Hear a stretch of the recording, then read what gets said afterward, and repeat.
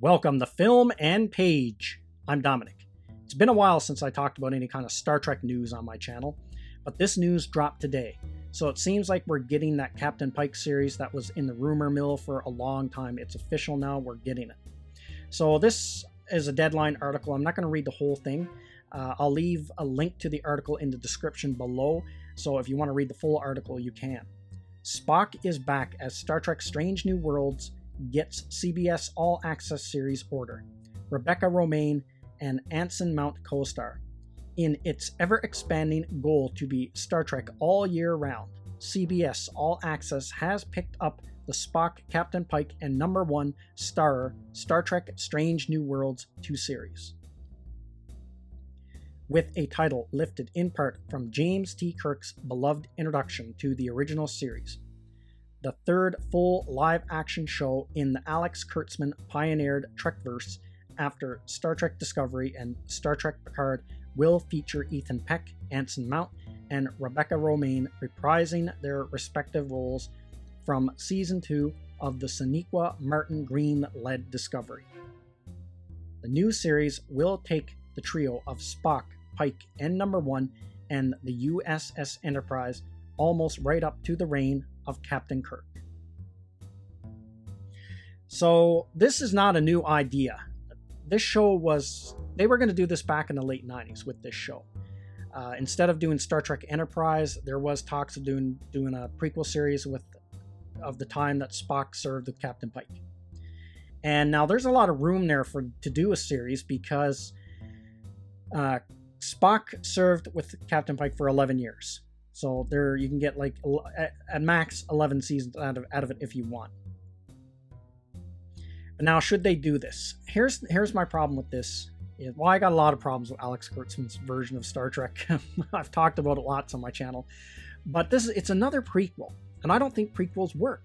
I honestly don't. After seeing so many of them, they don't work. Star Trek Enterprise, in my opinion, didn't really work. Now, this is just my opinion. It didn't work. Because they can never make the prequel series line up with what's supposed to come after it very well. And you can see this even with the Star Wars prequels, like they don't quite line up all that well with the original trilogy. And same thing with Star Trek Discovery and Star Trek Enterprise, like they both suffer from the same problems. Like when Star Trek Enterprise was originally announced, I was really excited for it. Then after I got into it, there's just writing wasn't very good. And then when the writing's not very good, they compensate by throwing in things that aren't supposed to be in the series for ratings values. Like in Enterprise, ratings are up, what can we do? Let's throw in the Borg. When they weren't supposed to have run into the Borg until the TNG era. Same thing with the Ferengi. Now they had this whole convoluted thing where all the crew was asleep or knocked out, so they never actually saw the Ferengi, and no one mentioned the Ferengi by name, but it was just stupid to have them in there in the first place. It was like creatively lazy and stuff like that. Or it goes out of its way to explain dumb stuff that shouldn't be explained, like how Han Solo got his name. Like, he was born and his parents named him Han Solo. Do you honestly need to explain how he got his name? Like, that was stupid. Like, stupid stuff that happens like that in prequel series. It's not very many of them that, in my opinion, really work. The only one that works or comes closest to working, in my opinion, is there's a few of them. There's very rare exceptions, but one I think is Star Wars Rogue One. I think that one lines up. That one works much better as a prequel to the original Star Wars than the actual Star Wars prequels, because it's all explained why these characters don't show up in the Star Wars, because they all got killed. And, all these other fleet captains and stuff all got destroyed in this massive battle. So I think that one comes the closest to working.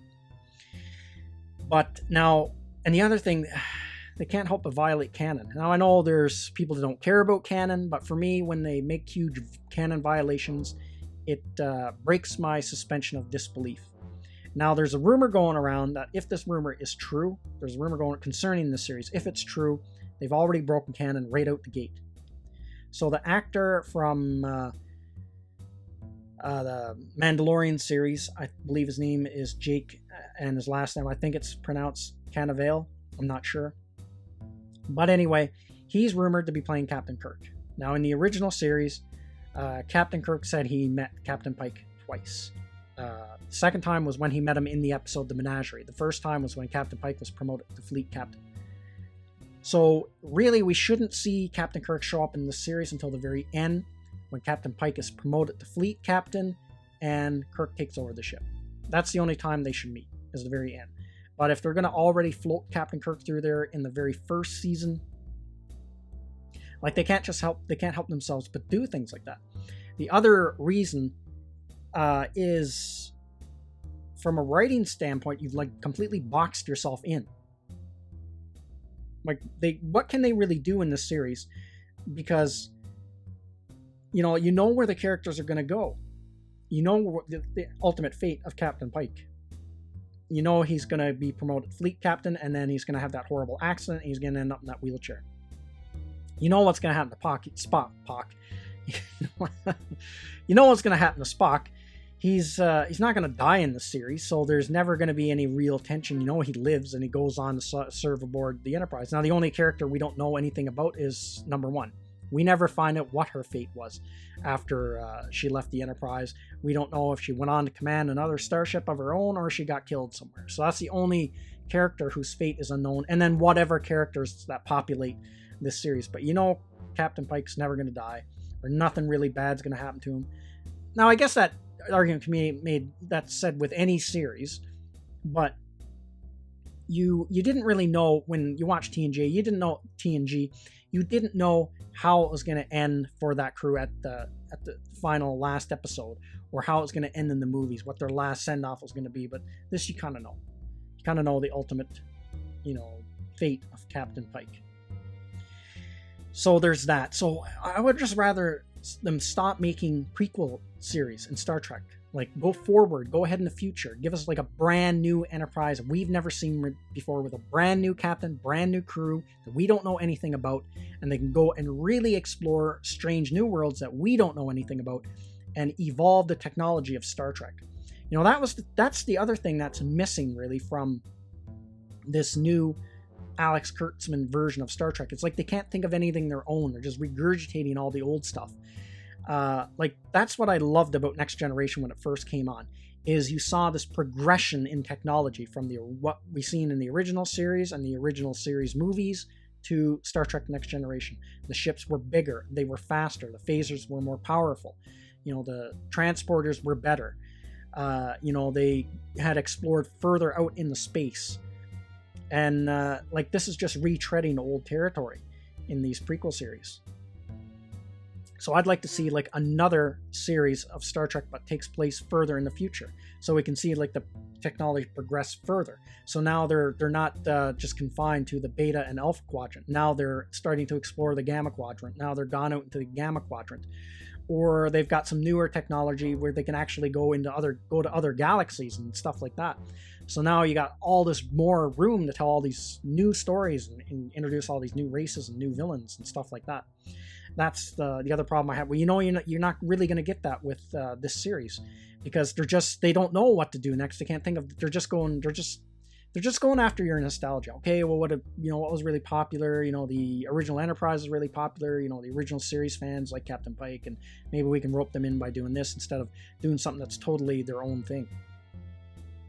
And then the other thing is, I'm not really fond of the writing of the Alex Kurtzman era of Trek. I think it's not that good. I haven't been impressed with it at all. I gave Discovery a chance, watched the first season, then dipped out after the second season. Same thing with Picard, gave that a chance. Overall, was disappointed with the first season of Picard. Now, I know there's fans out there that like the writing, and if you're one of those fans, that's totally cool. This is my opinion. Now, I'm sure this show will have its fans of its own, but that's how I feel about this whole prequel thing and the whole announcement of this show.